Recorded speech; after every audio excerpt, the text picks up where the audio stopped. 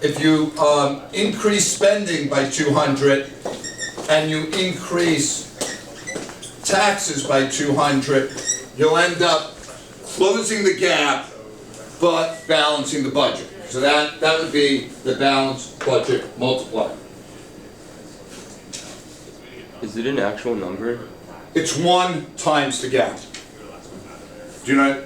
So if the gap's 200, Sean, it would be 200 times 1. Okay.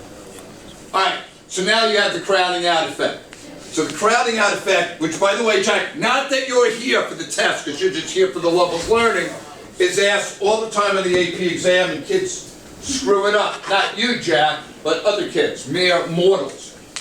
So the crowding out effect occurs when government does fiscal policy, which is either tax or spend, but here they do government spending. Because we have a deficit, for government to spend, they got to go borrow money. When they go out and borrow like $20 billion, that increases the demand for money. When the demand for money goes up, interest rates go up, and interest rates go up, it crowds out investing. Because high interest rates, businesses do not want to invest their money by buying machines and factories at these high interest rates, so you've got GDP falling back. So that's crowding out. Okay, guaranteed. Here we go, Shane. 1 question, crowding out. You only have 29 more questions to worry about on the test. Okay. I gave you 1.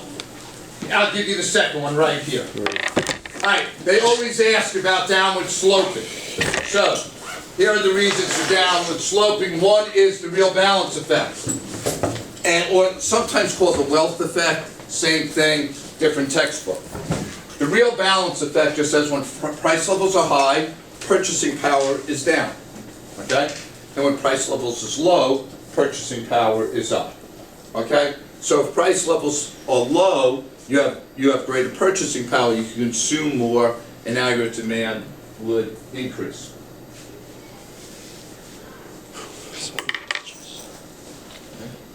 The second one is the interest rate effect. And kind of, we talked about the interest rate effect a little with crowding out. So when price levels are high, the demand for money increases, which rate increases the interest rate. And that hurts investment. Okay? Now, it hurts consumption a little, because when interest rates are high, it pays for me to put my money in the bank and save more than spend because I could earn high interest rate. So the interest rate effect is kind of dual purpose. 1, it hurts investment, and 2, it will knock down consumption a little. Okay? High interest rates. We did that. Right, the third one is foreign trade effect. And that is if price levels are high in Canada. Now, let's just think, I had U.S. price levels high. So if U.S. price levels are high, foreigners are not going to want to buy our goods. Okay, because we have high price levels. They rather, if this shirt is $12 here and $8 in another country, they're not going to buy the United States shirt. And U.S. citizens will also start buying foreign shirts. So our imports will increase, our exports will decrease. So the foreign trade effect also has an impact on the downward sloping. Now, for whatever reason, they love to ask 1 question on the exam of why is aggregate demand downward sloping? Okay, so it's real balance, interest, or foreign trade. Those are the 3 reasons it's downward sloping.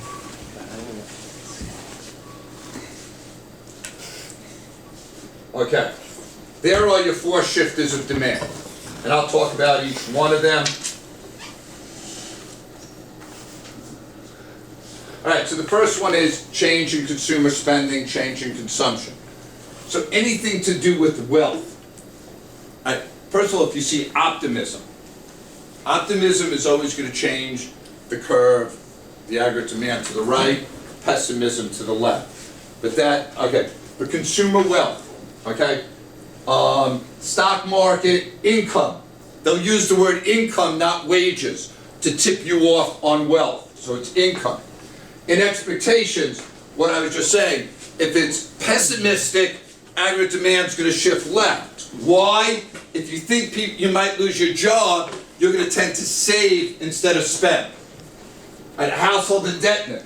If you're in debt, that's going to hurt consumer spending. Why? Because you got to take the money you make and pay back the debt. And the last thing for consumer spending, taxes. Now, on this, be careful. It's income taxes. So if income taxes go down, our purchasing power increases. It's like getting a raise, okay? Because the government's taking less of your money. So income taxes has to do with consumer wealth. The second change is investment spending. And we kind of talked about that. Interest rates, okay? And interest rates are the one they use the most. If interest rates are high, investment spending is going to go down because businesses don't want to borrow money and pay high interest on the loan. If interest rates are low, that's kind of saying money is cheap. So they want to borrow money at those cheap interest rates, and that's when they're going to do their investments. Okay? You tend to invest more if you think business conditions are going to be better.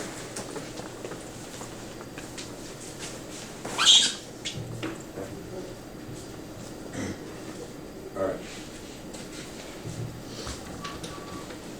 Third one is government spending, which is also fiscal policy. Okay, so it's one of the fiscal policies. You increase spending, aggregate demand goes to the right. You decrease spending, aggregate demand goes to the left. Okay? So, in war, if you have to buy more weapons, boats, planes, stuff like that, that's going to increase aggregate demand. And then the fourth shifter is net exports. Okay? And I don't want to do exchange rates now, and they won't be on the test because we haven't got to exchange rates. But national income compared to abroad. So if Canada has a recession, that's going to hurt our exports. Why? Because they have less income to spend, they have more people unemployed, so less people are going to buy American goods. All right? So that will hurt our net export. So those are the four shifters. If it has to do with consumption, it's an aggregate demand shift. Okay? If it has to do with production, it's going to be an aggregate supply shift.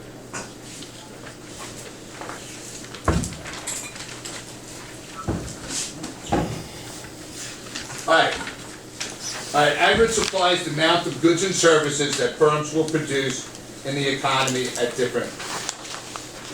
I think the hard thing or the different thing is short and long run aggregate supply. Okay? The short run, wages and resource prices are sticky. Okay? They don't change, a lot to do with contracts. Like I have a union contract that no matter what happens in the economy, I'm making $68,000 next year. But you also have contracts on resources, on buying wheat, cotton, computers, so they are sticky in the short run. So if they ask you, and the time they really would ask you is probably on a free response, what makes it the short run? It's wages and resource prices are sticky. In the long run, they're flexible, okay? And again, wage and resource prices will increase as price levels, so they're flexible there. Okay? So in the long run, you've renegotiated your contracts, and that would get you back in the long run. If you can't graph from the short run to the long run, you really need to go over that. Okay? You need to be able to,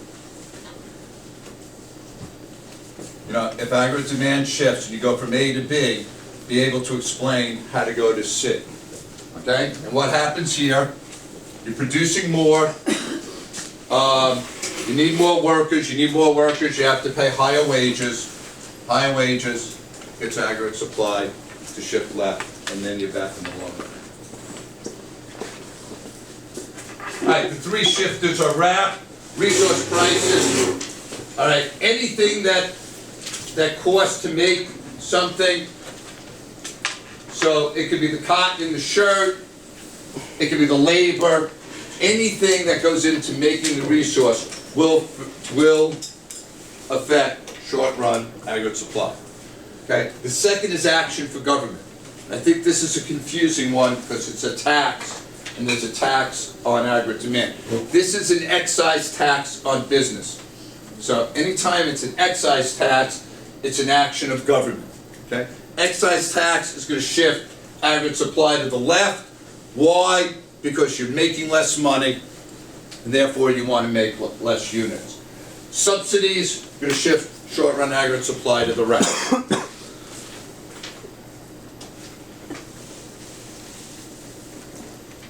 Okay, the third is technology. Okay? Technology is going to be a shifter, and if technology improves, and productivity improves, aggregate supply is going to shift to the right.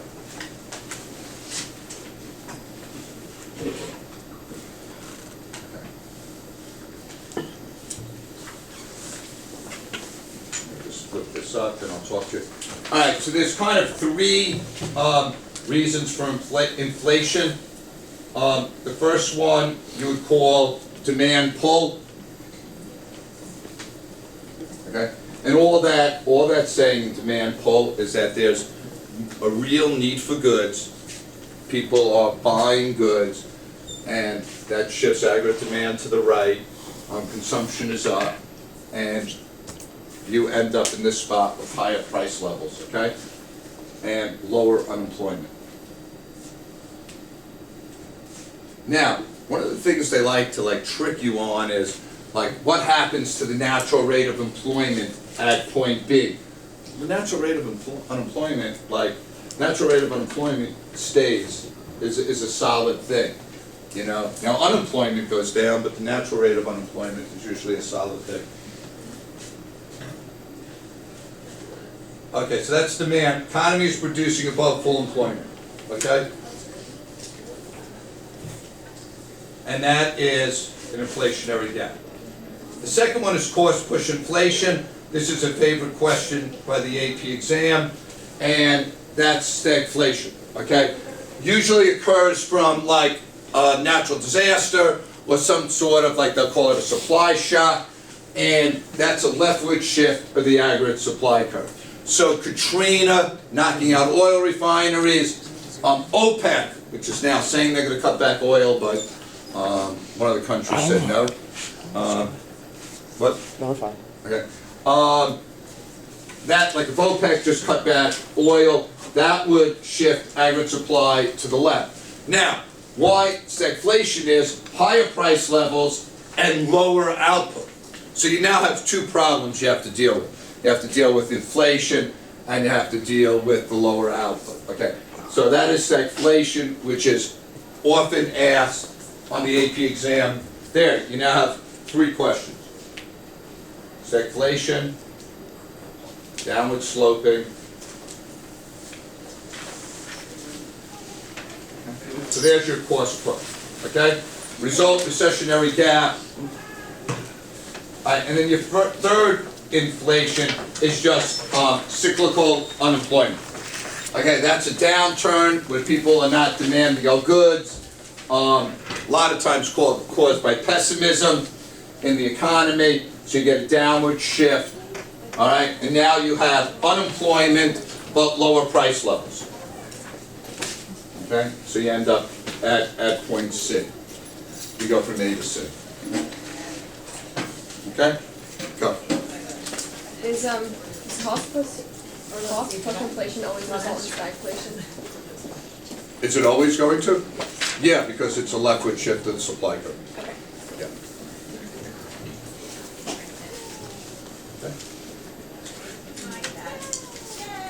Okay, the ratchet effect. Okay, all the ratchet effect says is that in reality, prices rarely go down, okay? Because for prices to go down, all the resources that make the product would have to go down, labor would have to go down, and that doesn't usually happen, okay? So the ratchet effect is, in reality, prices rarely go down. And wages rarely go down because that's just not good for morale. Sorry. And there it is, you have unions, okay? So like a ratchet only goes one way. Prices can easily move up, but not down, okay? And again, you have labor contracts, unions hardly ever negotiate for lower contracts. And maybe if you're the teachers union. Okay. All right, so now we have Adam Smith versus Keynes, and let's just go over the classical. Okay, and I'll just put the classical things up here, and then I'll talk to you. Okay, so the first thing about the classical is resource wages are flexible. Okay, so they believe that when aggregate demand shifts down, price levels will go down also. And when the price levels go down, that gives people incentive to buy. And there you go. And price levels go out, go down. So you have a temporary recession, but you rebound from the recession because the low price levels give consumers the motivation to buy, and you don't need government intervention. All right? So, classical, you got your perfectly inelastic aggregate supply curve, and there you have it. Now, they'll typically, so that's the fourth question, they'll typically throw a question on classical economics, and usually it has to do with government intervention, should they or should they not. Okay, thank you. All right, and then we got Keynes.